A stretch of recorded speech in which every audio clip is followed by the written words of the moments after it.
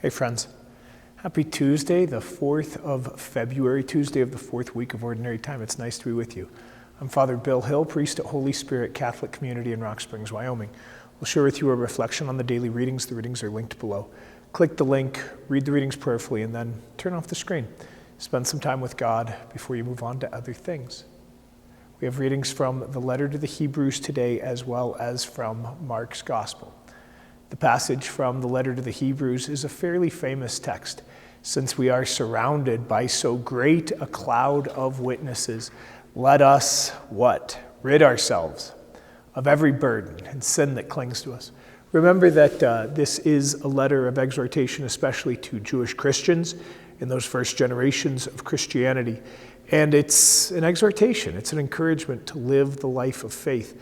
Yesterday we had that list of people that the author didn't go into, Barak and Jephthah and Samson and Delilah and David and Samuel and all the prophets. And so the author has especially been using the example of Abraham and Sarah and the ancestors of the Jewish people in faith. And so speaking of the Old Testament saints, lots of times we as Christians, especially we as Catholics, we hear this in addition to the Old Testament figures that are in the Bible, the Jewish scriptures, also those great cloud of witnesses who cheer us on in this life. The church that's living among us, but also then the saints, those who have gone before us, marked with the sign of faith, and who cheer us on, as do, the ancestors in faith from the Jewish scriptures. Who cheers you on? Who helps you to live the Christian life a little bit more fully? Again, the question from yesterday, who inspires you?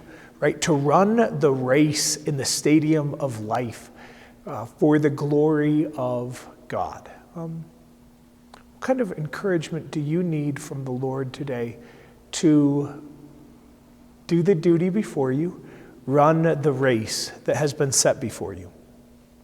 What burdens, what sins cling to us, weigh us down, keep us from the life of faith that God inspires us to?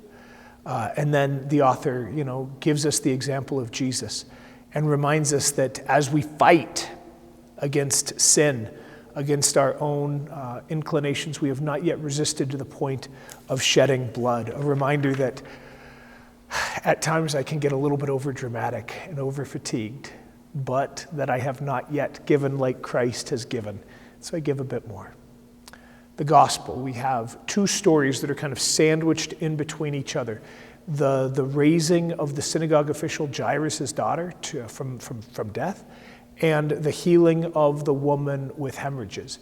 Especially as I was praying with this, I was mindful of the example of faith of both of these. Jairus, who approaches Jesus and begs for what he needs, You're the only one that can help me, Jesus. I've heard great things about you. And then as Jesus is going, this woman who's heard great things about him, and so who touches just his cloak. And, whatever this is like, right? Jesus feels it, even though he didn't, directly approach this woman, see this woman. He knows it, and he's aware that faith has saved this woman. How are we doing it, really trusting that God is caring for us? That this life has meaning and purpose, that all of this is part of the great plan of God to bring all things culminated together in love.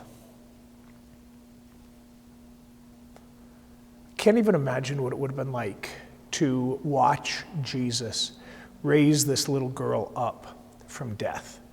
That marvel that those apostles, and these are Peter, James, and John, the brother of James, what that would have been like.